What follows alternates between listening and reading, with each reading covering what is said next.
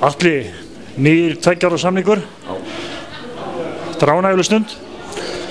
Já, það er alltaf gaman að skrifa undir samningu uppeldisfélag sitt og sérstaklega ljóð þess að bróður mín var að skrifa undir líka sem er alltaf bara frábært finnst mér.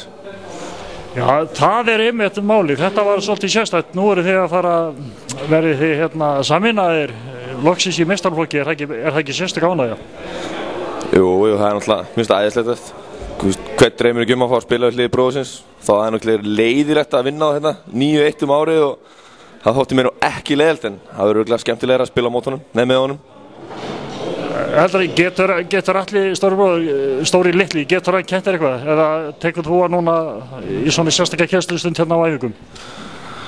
Hann getur nú klárlega kennt mér eitthvað, hann er nú meiri reynslu en ég á þessu sviði, þannig að vonandi kenn hann mér eitthvað og þá kenni ég honum eitthvað á móti. Þannig að það er þitt hlutverk núna að hlýða stóra bróður?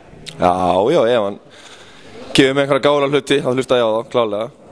Atli, takk fyrir að gangið vel. Takk fyrir.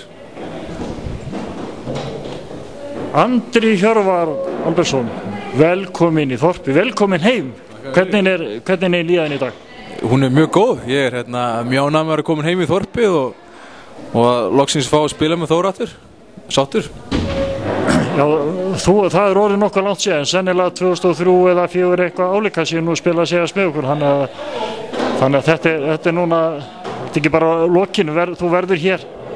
Jú, ég rekna fastlega með að þetta verði mitt síðasta stopp sko og mjög ánægður með það, eins og segir, það eru örugglega 10 ára eða ekki meira síðan spilaði sko heilt tímabil með Þór og ég bara hlakka til að gera það aftur á nýjan leik.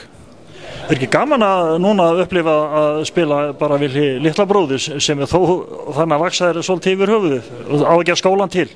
Já, ég veit ekki hversu mikið hann getur lært af mér sko en hann er það öflugur núna nú þegar sko en þetta verður á nefa alveg frábært tækifæri að spila með bróðu sínum sko, það er ekki spurning sko, þetta verður, já það mun kannski taka á andlega en þetta verður frábært held ég.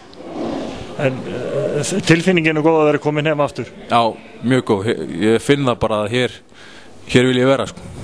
Sýnist þér það nú hefur mikið breyst hér á svæðinu okkar og annað síðan að þú var síðast, finnst þér þetta ekki bara allt orðið til betri vegar hérna hjá okkur í þorpinu? Jú, þetta lítur mjög vel út bæði bara umgerðin í kringum þetta félagsheimili og svo finnst maður líka bara út í bæ bara á fólki og maður sér líka á stuðningsmönnum sem mæta á leikina og fólki sem mæta á leikin að þetta er allt annað heldur en var kannski þegar ég var síðast þannig að bara mjög jákvætt, já. Andri, takk fyrir og gangið vel. Takk fyrir.